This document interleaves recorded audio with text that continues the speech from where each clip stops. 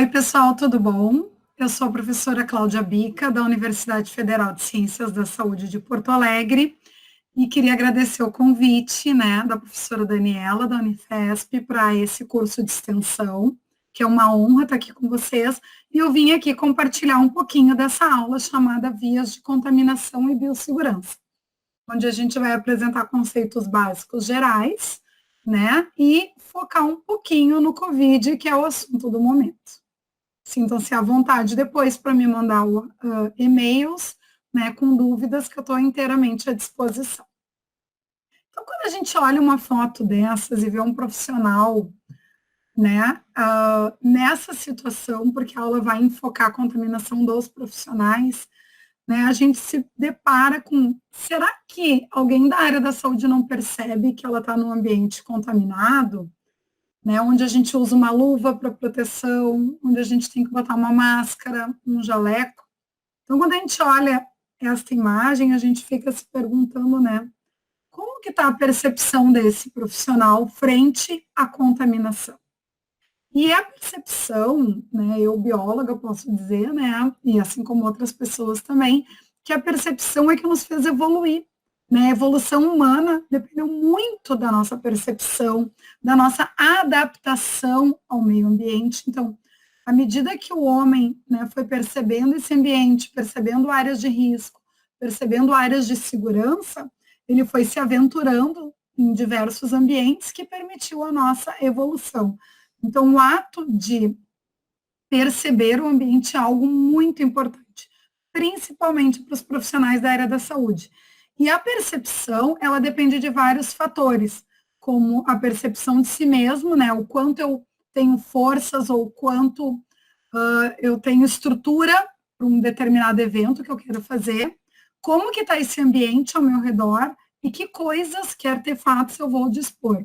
E essa percepção vai me permitir a ação sobre esse ambiente.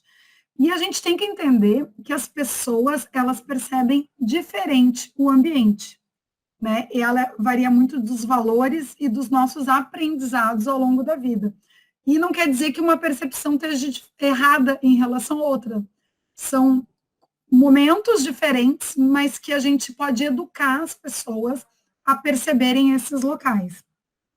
Então, ali para ilustrar, essa percepção, uma pessoa via 4, outra 3, e na área da saúde é assim. Tem pessoas que se preparam mais para o risco porque percebem mais rápido que outras a mesma situação, Por quê? Porque à medida que a gente adquire novas informações, a alteração sobre aquele ambiente modifica, E o nosso comportamento sobre o ambiente modifica. E nessa mudança de comportamento, a gente vê hoje uma mudança muito forte, principalmente nos profissionais da área da saúde, que sempre os vírus, bactérias e outros da área da saúde, mas agora a mudança de comportamento fez com que a gente se utilizasse dos recursos que a gente já sabia, como EPI, lavagem de mãos, de uma maneira muito mais intensa, porque a gente adquiriu mais informação e isso fez a mudança do comportamento.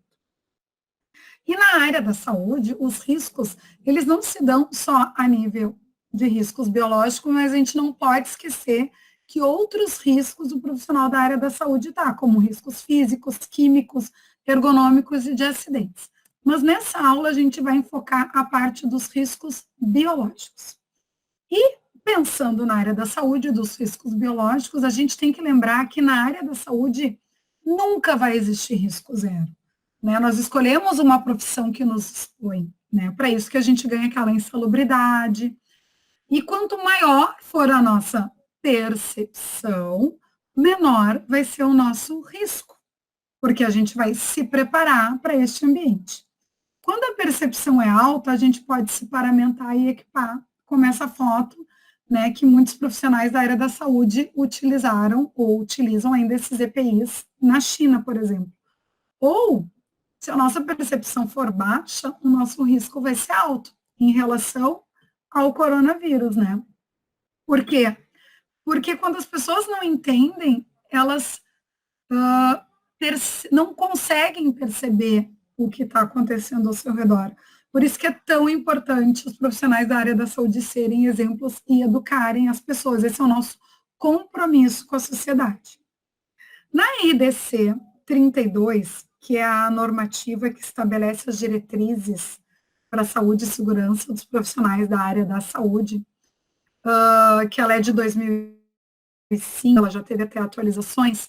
No item 32.2, ela define bem o risco biológico e a exposição.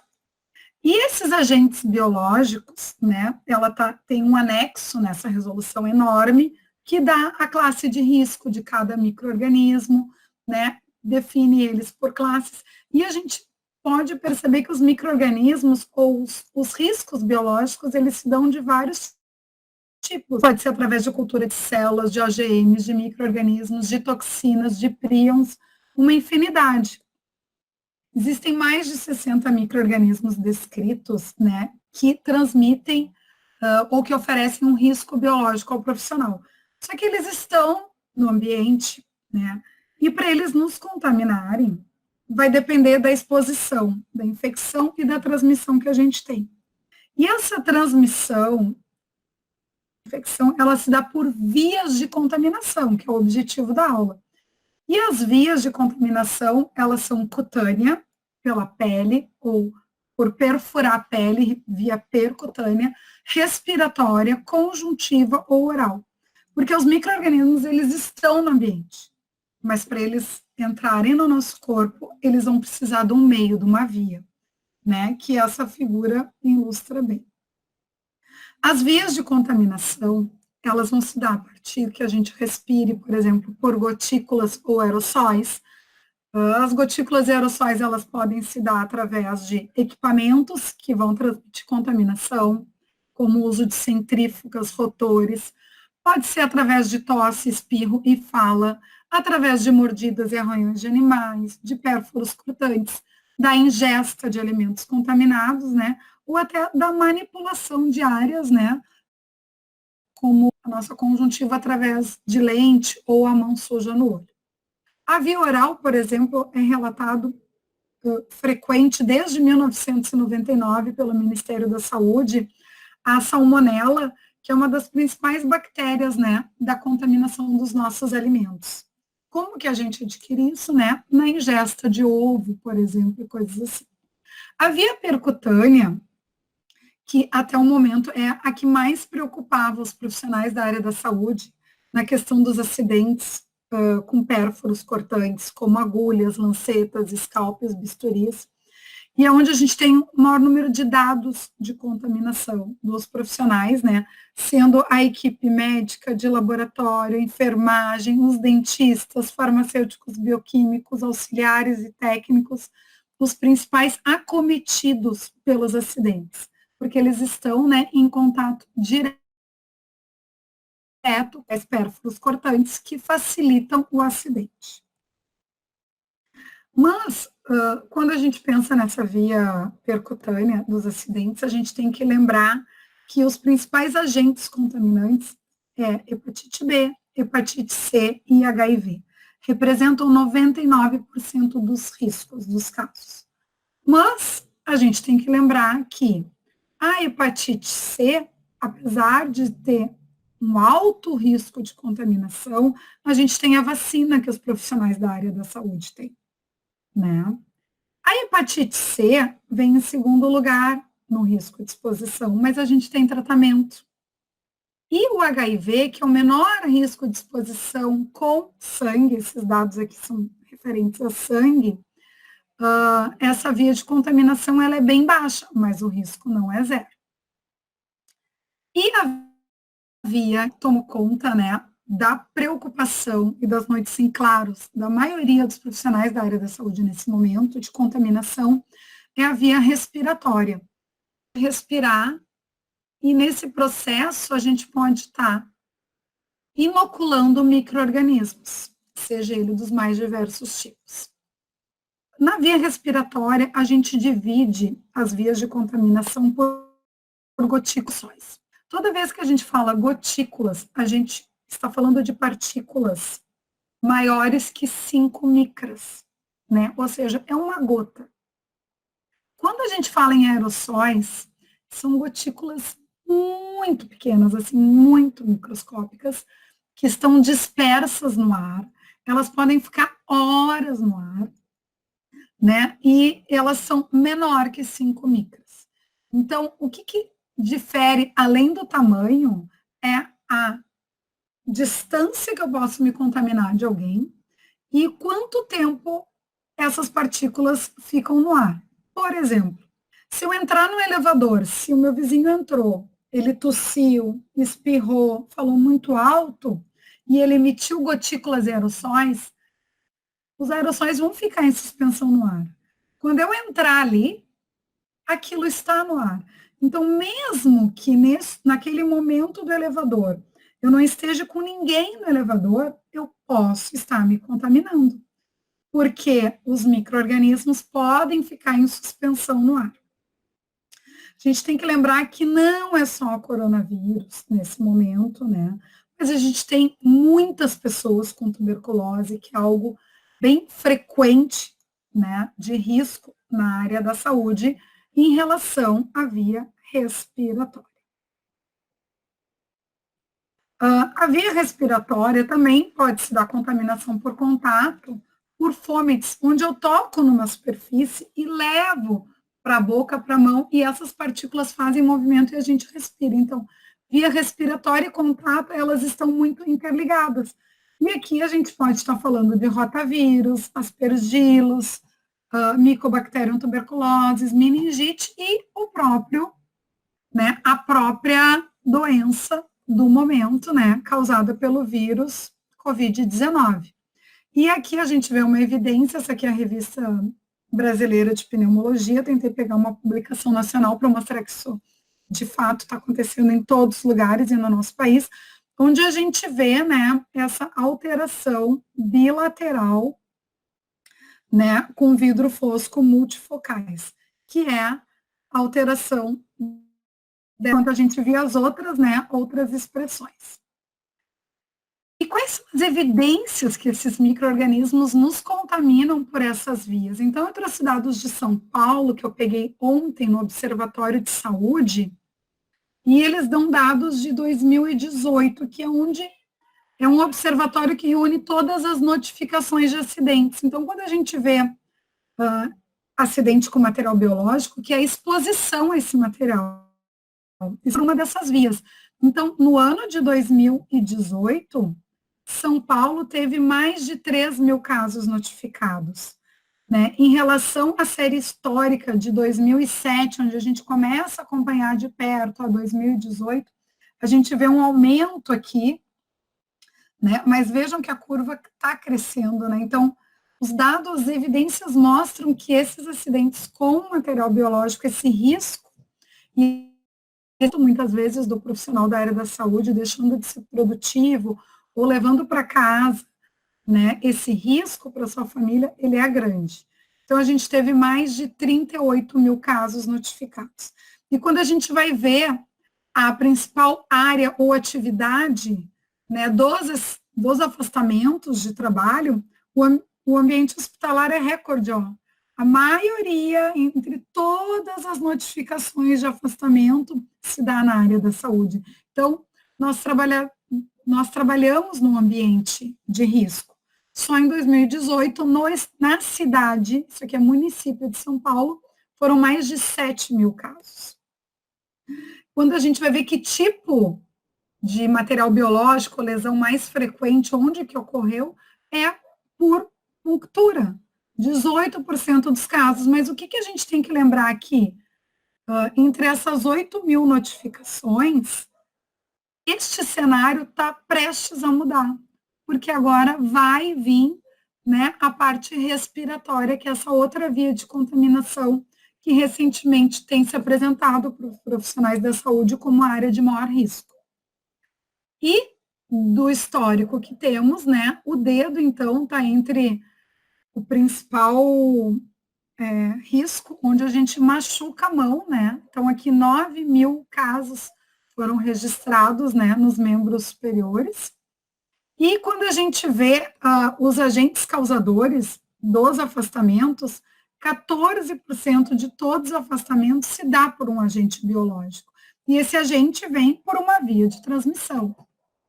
Os principais profissionais acometidos ou que se afastaram ficam os técnicos de enfermagem e auxiliares de enfermagem, que eles compreendem 10% de todos os tipos de afastamento.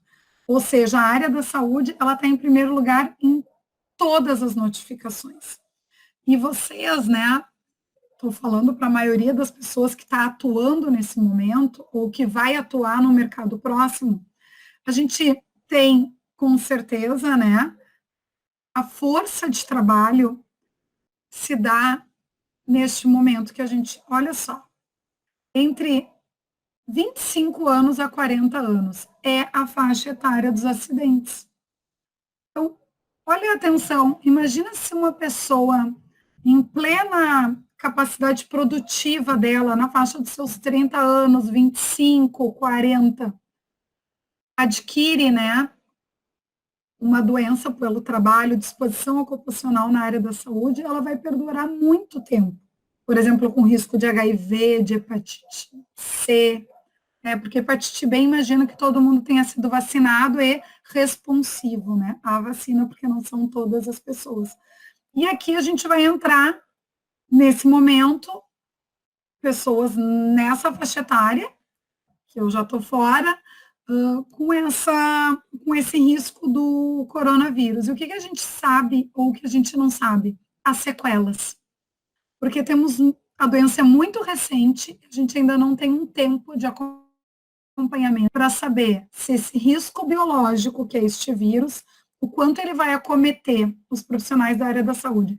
Não só em termos de capacidade respiratória, retorno ao trabalho, mas a saúde mental dos profissionais. Então, às vezes, quando a gente pensa sobre uma via de contaminação, sobre um agente biológico, ele não faz mal só à saúde física, mas a saúde mental também fica comprometida. E nem sempre a gente ter se contaminado, né, é o fator decisivo para o nosso afastamento, mas esse estresse, essa pressão que os profissionais se encontram nesse momento, a médio e longo prazo vai repercutir nestes afastamentos e essa curva pode ser que mude.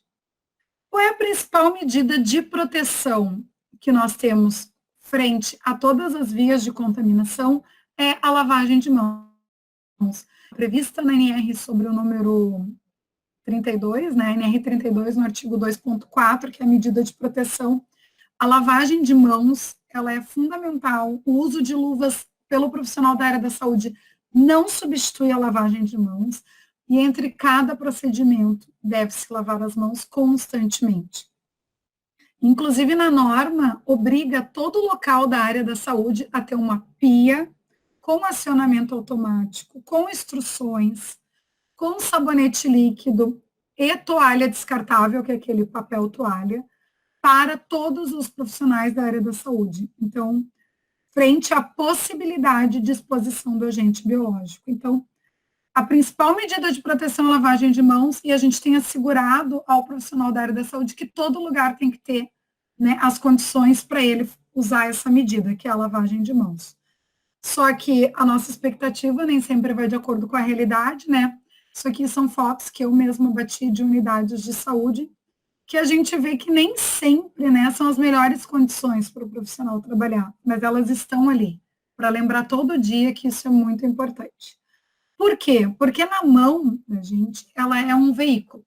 E a gente tem uma microbiota residente, ou seja, a microbiota que reside na nossa pele, que é o maior órgão do corpo humano, e que ela tem muitas funções. Uma das funções, né, é a proteção. Por isso que a pele tem que estar íntegra, né? A gente não pode remover cutícula, machucado, arranhão, às vezes, do nosso bichinho. Então, a gente tem que cobrir essas áreas.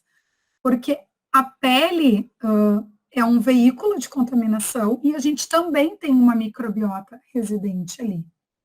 Mas a gente tem uma microbiota transitória, que é aquela, sim, que nos preocupa, que a gente leva a contaminação de um lado para o outro. Né? Então, se eu tocar numa área contaminada e trocar numa outra pessoa, num outro indivíduo paciente, eu posso estar levando essa contaminação até para um terceiro. Então, a microbiota transitória é aquela microbiota que ela nem sempre fica tão aderida à nossa pele, mas que em condições normais a gente pode estar levando isso, né, por uma infecção cruzada, que a gente chama. Então, é uma tabela bem simples para a gente entender aqui os principais micro-organismos que preocupam muito o controle de infecção hospitalar, a equipe de saúde, principalmente da Infecto, em relação aos micro-organismos. Então, por exemplo, aqui a gente tem a Cinetobacter, que é um alerta quando ele está lá, né, que a contaminação das mãos se dá em 15, até 15%.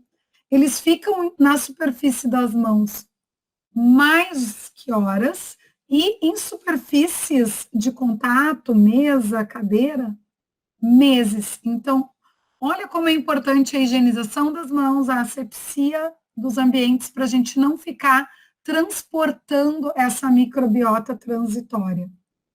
Tá? Rotavírus, que é responsável por várias gastroenterites, ó, chega a ficar até 2 meses nos ambientes. Então, a gente tem que lavar as mãos como um hábito diário. E a lavagem de mãos, ela não é sempre eficiente, parece algo simples, mas a gente está tentando educar cada vez mais as pessoas, e os profissionais da área da saúde têm que ser exemplos. Então, aqui são áreas que geralmente são mal lavadas. Eu vou mostrar no videozinho agora aqui, que ele está fazendo com uma tinta, mas esse vídeo tem na internet, eu vou deixar o link.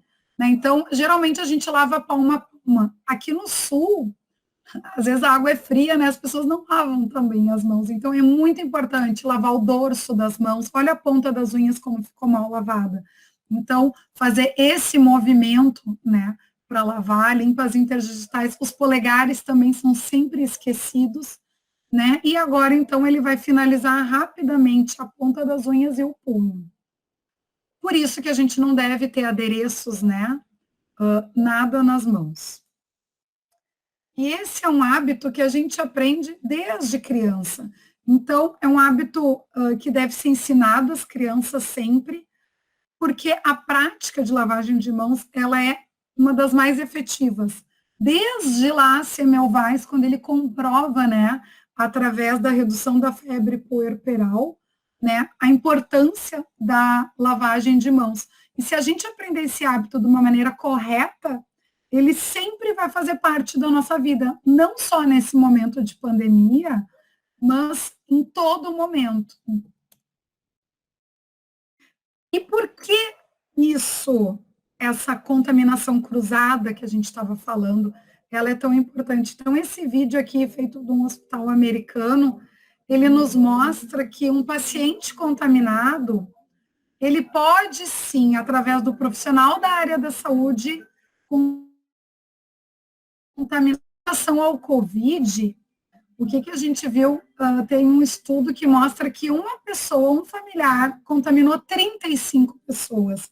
Então, a cadeia, quando a gente não cuida, ela dissemina muito fácil por essa via de contaminação.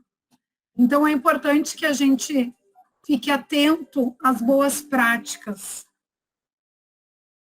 né? E dali, então, ele levar para outra pessoa, e assim vai.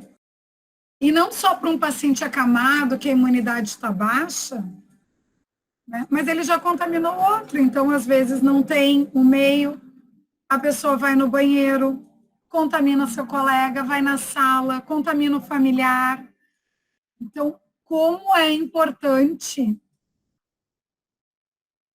né? Então, ó, tocou na porta, por isso que a gente pede cuida em porta, maçaneta. Aí o profissional fica na sua salinha de descanso ali, contaminou a revista. Como a gente viu, vocês vão ver ali o outro estudo em papel, chega a ficar 3 dias o coronavírus.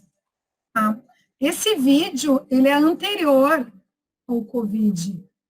Por quê? Porque isso é um problema não do Covid, mas de diversos micro-organismos na área da saúde, né?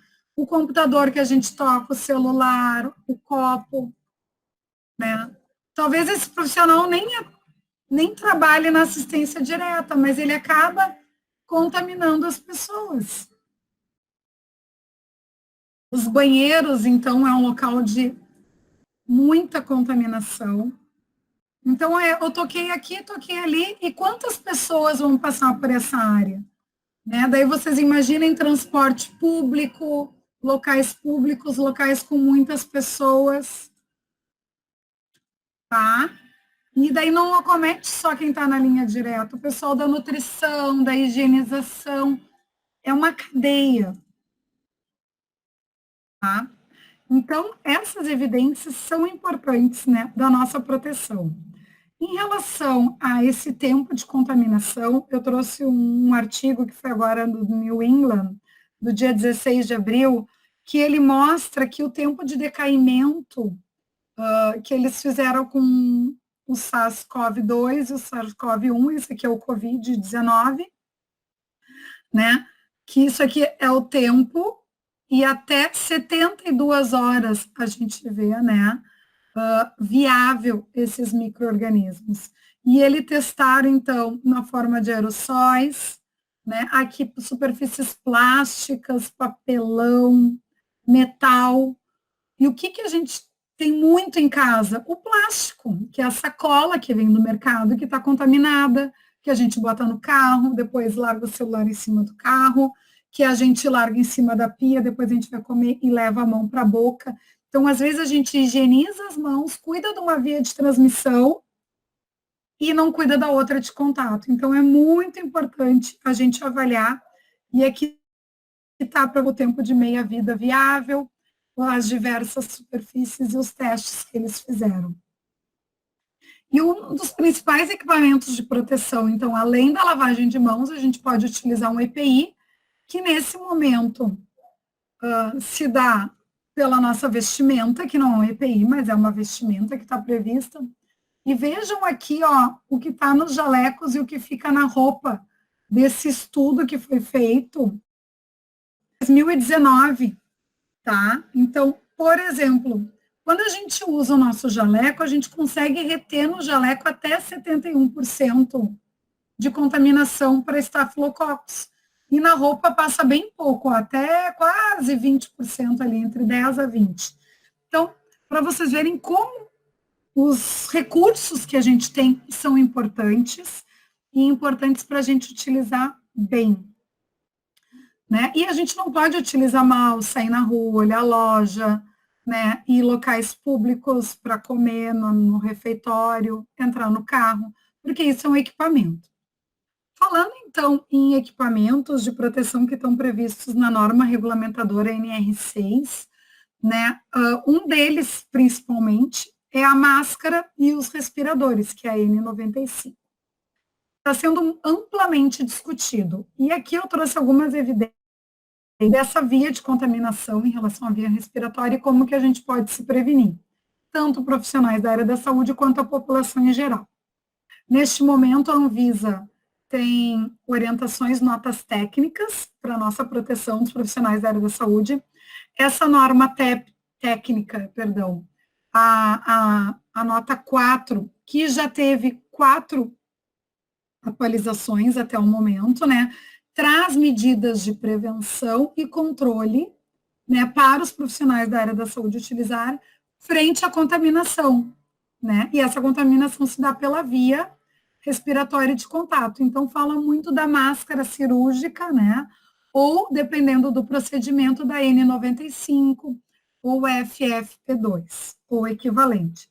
E a Anvisa diz que todas essas medidas estão baseadas no conhecimento atual, né? Que aquilo que a gente começa a aula é o que a gente está terminando, né? A percepção muda à medida que o conhecimento muda.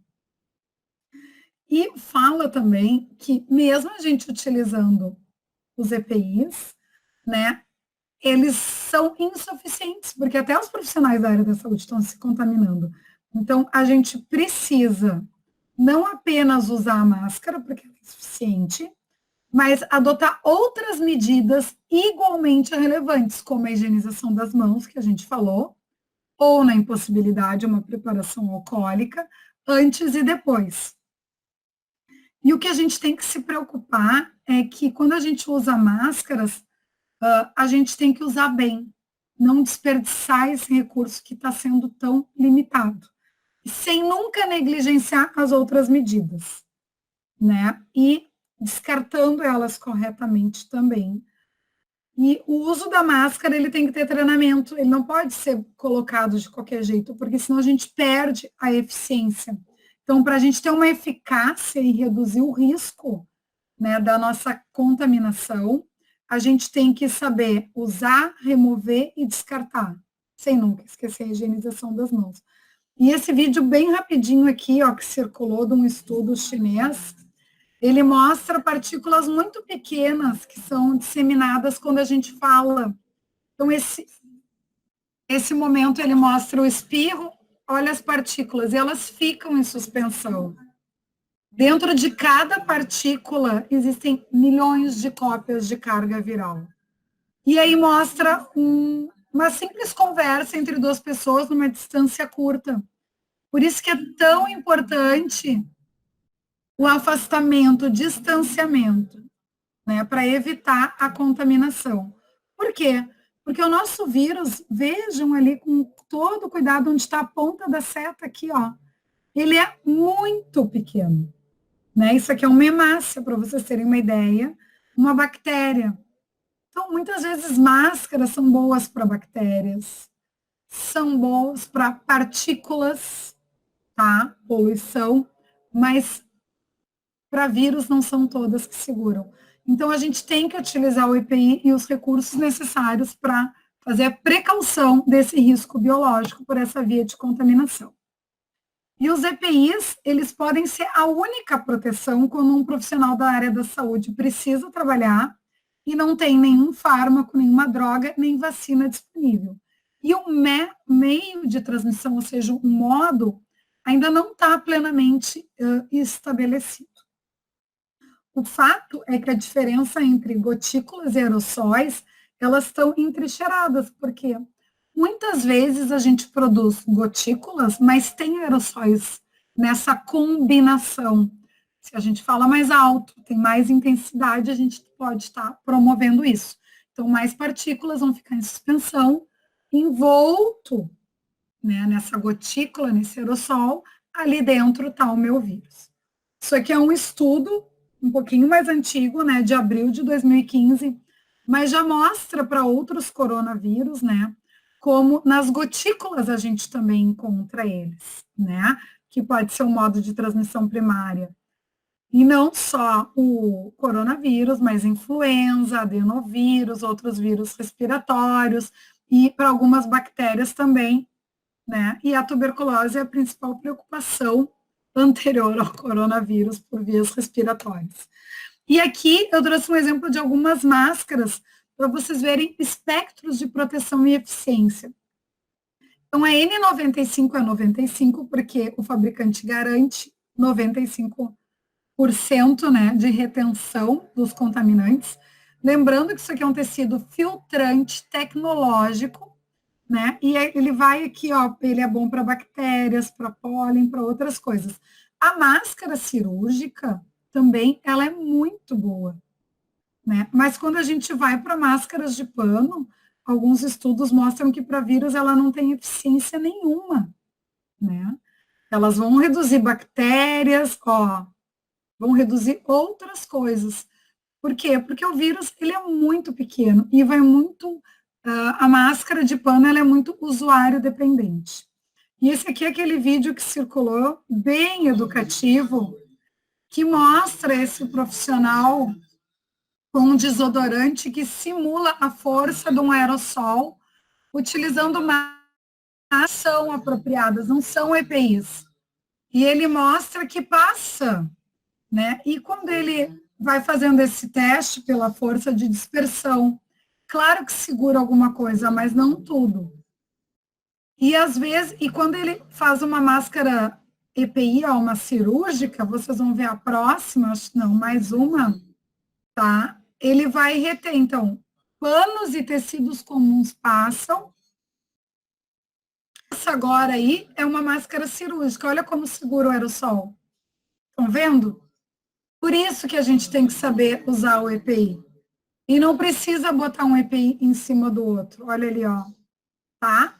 Então, assim, uma coisa bem didática, um teste bem simples, para a gente saber que a via de contaminação existe, mas a gente tem um equipamento de segurança. E esse estudo aqui, que é o último que eu quero falar, que é de setembro do ano passado, é um estudo clínico randomizado, tem pouquíssimos na nossa área, e ele traz que não há diferença, eu traduzi aqui a tabela para vocês, entre os profissionais da área da saúde utilizarem a máscara N95 ou a máscara cirúrgica em termos de proteção confirmada em laboratório. Esse estudo utilizou quase 3.000 pessoas. Foi feito por 4 anos. Então, os dados são muito consistentes. Foram publicados na JAMA ano passado. Olha, nenhum P significativo, tá? E o que a gente também vê que não tem a diferença de adesão ao uso, as pessoas preferem mais a máscara cirúrgica. E elas vão estar igualmente protegidas. Claro que, olhando os números e o P, a gente vê uma tendência de proteção melhor da N95. Perfeitamente esse papel também. Então, como conclusão, né, qualquer máscara vai oferecer uma proteção, tá, em vários contextos. Os profissionais da área da saúde, né, as evidências mostram que a gente pode utilizar tanto o respirador quanto a máscara. Durante a pandemia, a gente tem que adotar um conjunto de proteção de saúde e segurança ocupacional. Eu não falei aqui, mas não só a via respiratória, mas a via conjuntiva, então é muito importante o uso do óculos de proteção, tá? Os respiradores, eles são preferíveis quando a doença é grave, com alta taxa de mortalidade, quando a gente não tem tratamento ou vacina. Os países desenvolvidos, a primeira linha de escolha sempre é máscara descartável e respirador. Mas o estudo também aponta que em países em desenvolvimento, de pano, contudo, todavia, sem nenhuma evidência de proteção biológica, e aqui nós estamos falando do risco biológico. Usar o EPI de uma maneira correta, ele é determinante para proteger e diminuir, então, né, o risco. E políticas e diretrizes sobre o uso de máscara em todo o mundo, né, estão sendo revistas devido à escassez do recurso. Eu vou deixar depois esse link de um vídeo sobre algumas reflexões sobre o uso de máscara. E aqui também vai estar lá na aula para vocês, né, as orientações sobre o uso. E lembrando que nenhuma máscara fornece proteção de 100%, nenhuma, nem a dos profissionais da área da saúde. Então, a gente precisa utilizar outros meios para a nossa proteção, né? Tem orientações de uso e recomendações de descarte. E tudo isso que eu falei, evidência. Só que não adianta ter todas as evidências, essa foto fui eu que tirei na rua também, né? Se as pessoas utilizam um EPI tão nobre, tão potente, de uma maneira tão errada. E lembrar que nem todos os riscos podem ser cheirados, tocados ou vistos, principalmente os riscos biológicos, né? Então, a gente ter a cultura da segurança é um comprometimento compartilhado. Todas as sugestões, tá ali meus e-mails de contato. Cuidem-se, utilizem todas as maneiras de proteção, porque a gente está diante de algo que parou o mundo. Fiquem bem, se possível, em casa.